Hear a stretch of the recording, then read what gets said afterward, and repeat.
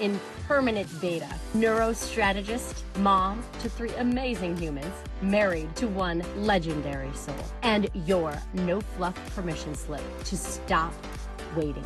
Every week, we rewire brain patterns, smash hand-me-down mindsets, and dive into the daring, identity-shifting conversations most people dodge. Ready to turn potential into proof? Grab your pen. Your next chapter starts now. Hello, my friends. Welcome to the Becoming You show.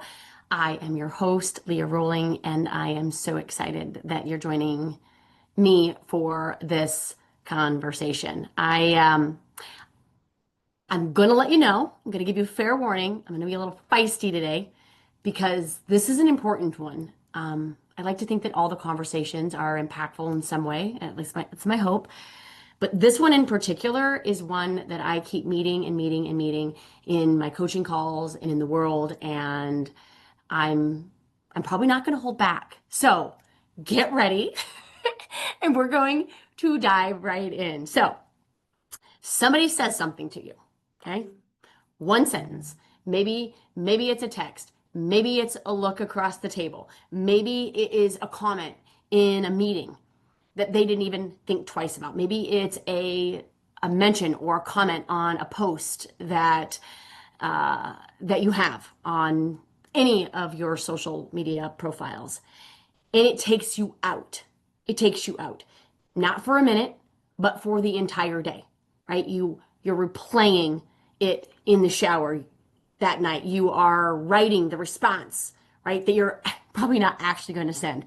You are lying in bed at 11 o'clock, still chewing on it. And this is true for what was said, and it's also true for messages that you send that just go ghosted, okay? So wherever you are meeting me in this conversation, just know that it doesn't matter. It doesn't matter if what was said or if it was what was ghosted. Okay. And here's the part that I want you to get upset about. Maybe just a little mad. The person that said the thing or the person that ghosted you in the thing, they're asleep. They forgot. They have zero idea, no clue, right? That you've been carrying their one careless sentence, their one careless comment, or a lack of comment altogether around like a second job. Okay. You gave them a full day. I want you to consider this. You gave them a full day of your one and only life. And we are done. We are done with that today. Okay. And I want to be clear right up front because this word gets misheard fast. Okay. I'm not going to teach you today to care less. You should know my heart by now. I'm not going to teach you to go cold and to wall up and to walk around, with your chest puffed out and the volume turned down on the world so that you are unreachable. That's not the title of this show, of this episode. I'm going to teach you something most people do not even know is possible. And that is becoming unoffendable. Unoffendable. Now, before you go and tell me that you're not all that easily offendable, right? I want you to consider that any judgment that you have against anyone else for any reason at all, right, is someone that allows themselves to be offended, right? So if you think thoughts like they shouldn't do that or they should do it this way, that is judgment. That is judgment. And in that judgment, you are allowing yourself to become offended, becoming offended by the very thing that they didn't do that they should have, or that they did that they shouldn't have. Okay. And let me say the thing almost nobody says. A lot of us are addicted to it a little bit because being offended feels good. It feels righteous. It puts us in the right and them in the wrong. And being right is really a comfortable place for us to kind of set up camp.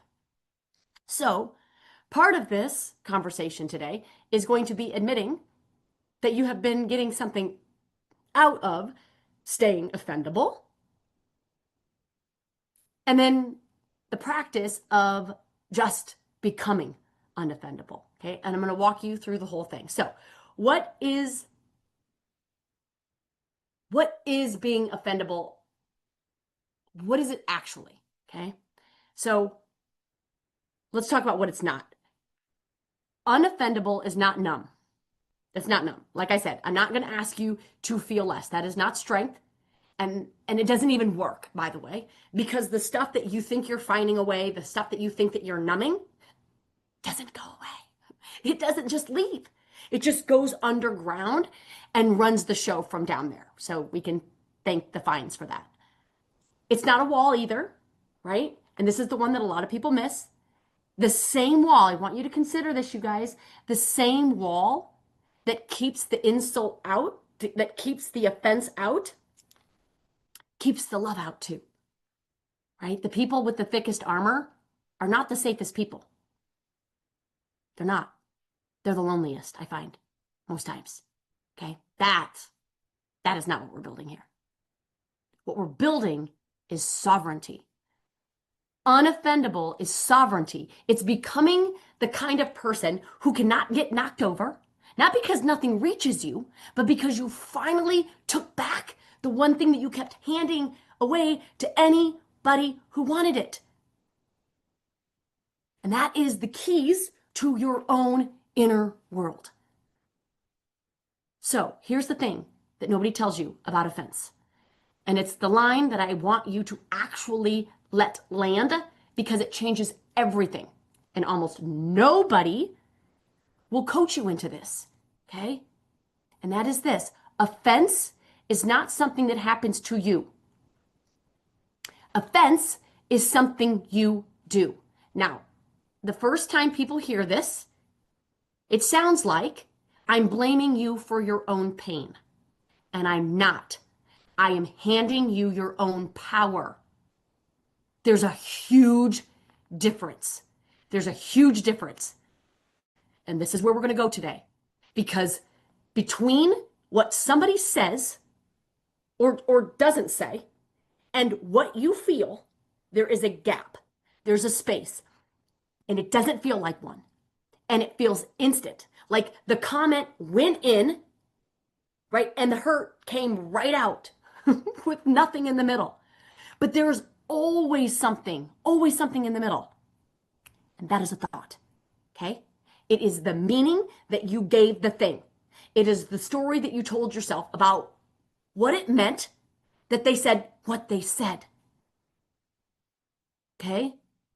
The comment, what was said, or again, what was not said. I coach a lot around ghosting. Okay?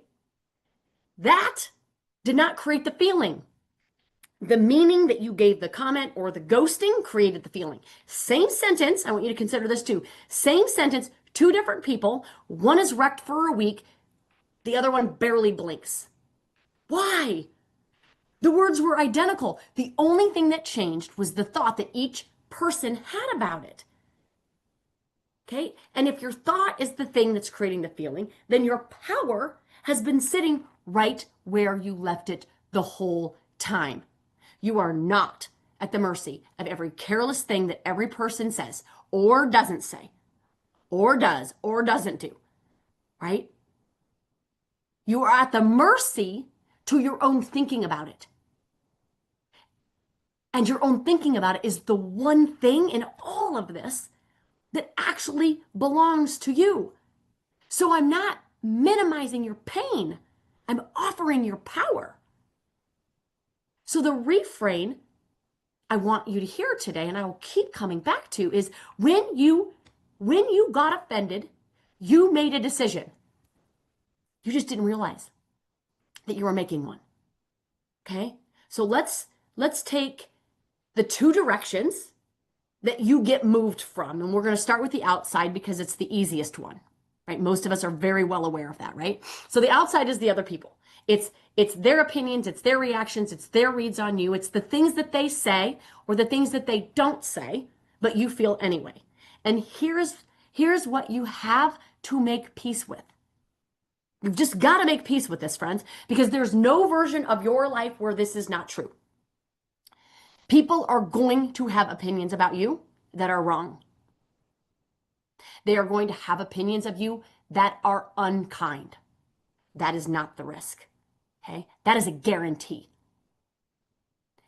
As long as you are visible, hear me say this, as long as you are visible, as long as you are doing anything that matters at all, as long as you are putting yourself out there with any level of authenticity, genuineness, passion, anything at all that matters, somebody is going to be wrong about you. Someone is going to get you wrong. And some of them are actually going to say what they think out loud. You cannot control that. And you will burn, and I've seen it happen, your whole life down trying. So the work is not to get every person to see you correctly. The work is to stop treating every opinion like a verdict that you are required to answer, that you are required to respond to, that you are required to hurt from. Somebody's opinion of you is information about them, not a ruling about you. When a person tells you who they think you are, they are showing you their lens. They are showing you their fears. They are showing you the kind of day that they are having. The story that they run about people like you is about them, right?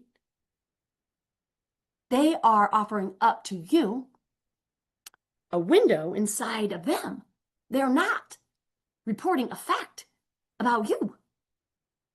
And so you get to take it exactly as it is and has always been. It's a data point about them.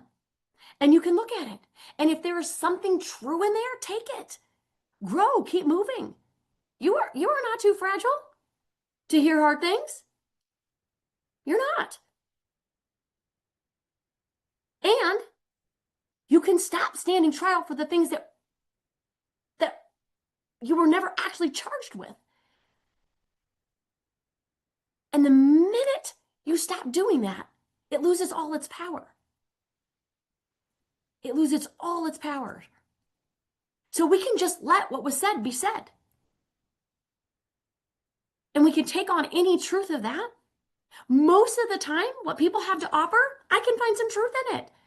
If people tell me that I am reckless with my words, yeah, for sure, sometimes I can be. When people tell me that I'm selfish about the amount of self-care I offer to myself, yeah, you're probably right. I don't find any offense to it because it's all things about myself that I've made peace with. I'm a human that's going to be imperfect. Okay. So what else you got? Right? When people want to criticize me, I often say, like, hey, we should just do lunch sometime. We have a lot in common. There's no one that's going to be more critical of me than me, and we'll get to that. So get in line, buddy. And stop taking everything so seriously. Okay? So that's outside. We're going to let it be outside. And we're going to let whatever they say, right, allow us to learn something more about ourselves, where we have judgment of self. Or we're just going to give it back to them and say, you could just be wrong about me. It's no problem. Okay? Now we got to work on the inside. Okay? This is the hard one. And this is the one that almost everybody skips because it's kind of uncomfortable.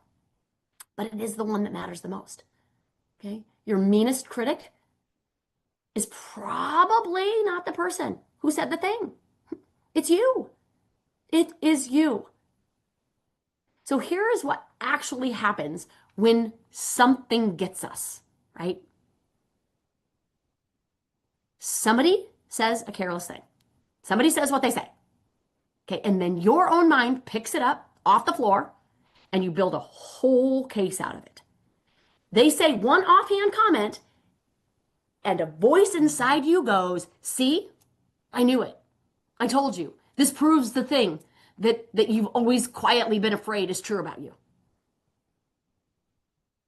They must be right. And then there's tremendous shame. And when that doesn't feel great, then there's blame for them for saying the thing. And that blame shame loop is exhausting. We just have to come back to the truth of what happened. The truth is, they dropped a sentence and walked off. You were the one that took it home. You were the one that took it home, into the shower, into your sleep, into the next day. And I also want to bring this to you with love, is that voice inside doesn't need much. It doesn't need a whole lot of provoking. It could take one careless thing that a stranger said, somebody that you don't even know, on your social, in your day-to-day, and use it to confirm a story that you have been telling yourself for years, decades. Being unoffendable on the inside means you stop letting it. You stop loaning your peace to people. Today, you stop. I would love for you to just announce that to yourself. Today, I stop. Make that be that demarcation line in your world and say, today, I stop. I stop giving my peace to other people. And I want you to think about how strange that arrangement that you've made with your life is. Some person, okay, let's break this down, because I really want you just to be able to stop, like today, full stop. So some person, okay, having probably not their best day, maybe their worst moment, says something, says a thoughtless thing, and you take that thoughtless thing and you give it the authority to be thoughtless to yourself. You let the most careless version of somebody's worst day define you. You would never sign up for that on purpose. None of us would. But most of us are quietly living inside that exact deal, that exact arrangement. When was that arrangement made? I want you to renegotiate the deal. You hold the pen. You get to write the new contract. You get to do that. And I hope that you do that today. And I hope that you come back to this conversation every time you need the practice at doing it. Because it is a practice, my friends. It is a practice. And so I want to take you somewhere now where this conversation doesn't normally go. Because so far, this sounds mostly about your feelings, okay? And about not having your day ruined, right? Not by the outside and not by your inside, okay? And all of that matters. But this is so much bigger than your afternoon. This is so much bigger than your lack of REM sleep last night. And I really, really want you to feel the size of it, okay? Being offendable doesn't just cost you days, rest, sleep. It quietly makes decisions for your entire life. Most people never catch it happening, okay? So here's how it works. When you are somebody who gets moved, right, offended by what somebody else says, by what other people might think, you start managing for it before you even act. It happens underneath you, kind of below that waterline. You don't send the message because what if they take it wrong? You don't say what you actually want to say because you don't want to be that disruptive. You don't raise your hand in the room because what if it sounds dumb? What if you actually don't know the answer? What if it's just a guess? Right? You don't start the thing, launch the thing, apply for the thing, say the thing, because some part of you already knows and is bracing for how it might land and who might have a comment about it. And so, without ever sitting down and choosing it, without ever rearranging, right, that arrangement, without redefining the contract, you start capping your own ceiling. You shrink the dream down to a size that feels safe from judgment. You soften the thing that you actually wanted to say. You live 1 inch smaller than you really are everywhere you go. And here's the part that gets me. It's the part that I want to shake you on just a little bit. You don't call that fear. You call it being careful. You call it being realistic. You call it being humble, right? Being appropriate, being a team player. It wears a lot of respectable labels. It does. But it is none of those things. It isn't. It's your life getting run by an arrangement that you made that you haven't renegotiated on. That's it. That was a decision. It was a decision to not play your life big, to not show up in your life with the full truth of who you are. And most of us don't even realize we're making it. Right? So I want you to hear me say this. The tragedy in this, you guys, isn't that you went for something great and got judged. I would love for you to do that. Because then you get practice working on becoming unoffendable. That is not the tragedy. That's the gift. The tragedy is that you never went for it. And you never even knew the reason was that you were protecting yourself from people whose opinions are not going to matter at all on the very last day of your life. Because that really is what offendability costs. It's not a bad mood. It's not a ruined shower. It's not a restless night of sleep. It's a whole capped life. A whole capped life. That is the importance of this conversation today. So I want to clear up one thing before I hand you a practice, because people get a little nervous, right? And I want to talk you out of it. Unoffendable does not mean that you let everything slide. It does not mean everything is fine. It does not mean that you don't have boundaries. It does not mean that you turn into a doormat who absorbs whatever anybody wants to hand you and just smiles and waves. That is not sovereignty. That is a level of self-abandonment with better manners. Okay? I want you to hear the difference. You can become completely unoffended and still say no. You can be unbothered and still walk out the room.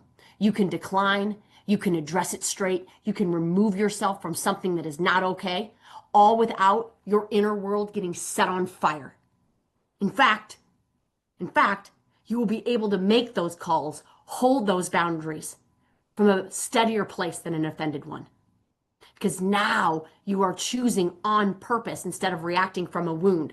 You are deciding from a level of consciousness, from a level of intentionality, instead of just reacting to what the world will throw at you. So again, sovereignty is not the absence of care and standards. It's quite the opposite. It's honoring the standards with such a conviction that you don't have to prove them wrong for your own belief. Okay? So, when we do this work, okay, this is what we get to do, right?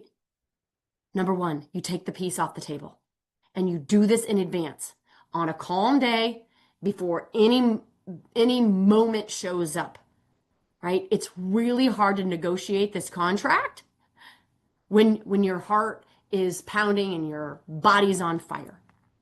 You decide ahead of time that your steadiness, your nervous system regulation, your peace is not up for grabs. It's not up for sale. Okay? That your inner world is not on offer to every person who wants to walk by with an opinion. Okay? You make it a settled thing right now. So when the moment comes, you're not deciding from a place of disruption. You already know who you are and how you're going to meet that moment. Okay? Second, 2 questions. Right? When you feel the heat, because you will, because you're human, and you kind of feel that familiar pull to jade, right? To justify, to argue, to defend, to explain. You get to ask yourself 2 things. 1, is this true? Is this true? Is what they're saying true? You'll probably find some truth to it. Otherwise, there wouldn't be the heat. Okay? Work on the truth for you. Is this mine to carry? That's it. A lot of what comes up fails the carry part. You don't have to carry all of this. You just have to make peace with it. If there's truth to it. If there's not truth in it, why are you holding it? Give it back. Give it back. And the last thing, the part of you that wants to fire back, the part of you that wants to win, the part of you that wants to be right, the part of you that wants to get the last word, prove them wrong. Here is what I want. Here is what I do not want you to do with it. I don't want you to obey that part of you. Okay? I also don't want you to shame it. I want you to thank it. That is the part of you that learned somewhere in your life that you had to fight to be okay in whatever way. That you had to defend and preserve your own enoughness and worthiness and mattering. Thank it. Thank you. Thank you. Thank you for having my back. Thank you for wanting to fight this for me, but we don't need to fight this truth. Thank you for the loyalty. That is how you become unoffendable. That is how you become unoffendable. And so everything that I walked through today isn't kind of a one and done decision. Like you heard me say this, so now you're all of a sudden unoffendable. No, it is a practice. It is a practice, and it is harder to build it alone. It is harder to build it in your head with nobody around you doing the same work, challenging the decisions that you're making unconscious to stay comfortable from the judgment of other people. Those are blind spots that most of us can't see. They're called blind for a reason. And that is the whole reason that Inner Lab exists. Okay? Inner Lab is where this stops being a podcast that you nod along and maybe take some notes to and maybe share with friends. And it turns into the actual work that you do with real people doing it right next to you. And this month, we are living inside one word, and that is possibility. That is possibility. Because remember what I told you? So many people are quietly making decisions for their life that are limiting them, that are capping their ceiling, that are shrinking them, and they do not even know that is what they're doing. Remember? I told you they were being careful, right? When they were actually getting smaller. This month, inside the lab, we're catching those decisions before they get made. We are taking the ceiling down on purpose together. We are practicing living from possibility instead of from protection. So here's where I'm going to leave you today. If you're not in the lab, join us this month. It will be the best month of your year. You were not put here to live one sentence away from a bad day. You were not. I want you to think about how ridiculous that sounds. You were not put here to live one sentence away from a bad day. You were not put here to hand your piece over to every person that handed you an opinion, right? Or to let your own mind prosecute you with words that a stranger dropped and forgot. And you were absolutely not put here to cap your own life, to stay safe from an imagined judgment of people who are not even thinking about you. When you get offended, you made a decision. And in that decision, you got smaller, right? You did not know you were making one, and now you do. And the second that you can see it, a decision that you either make or you don't, you get to make a different one. You get to make a different one. Make that one. Make that one. Okay, my beautiful friends. Have a beautiful, beautiful weekend. And I will see you next week. Take care, everybody. If this episode cracked something open, good. Let it. And then head to LeahRollingCoaching.com and grab the tools to rewire the story and reclaim your future. It is yours. And then share this with someone who's still waiting to be chosen, still waiting for permission, and remind them they don't need a breakthrough, that they are the breakthrough. Until next time, my beautiful friends.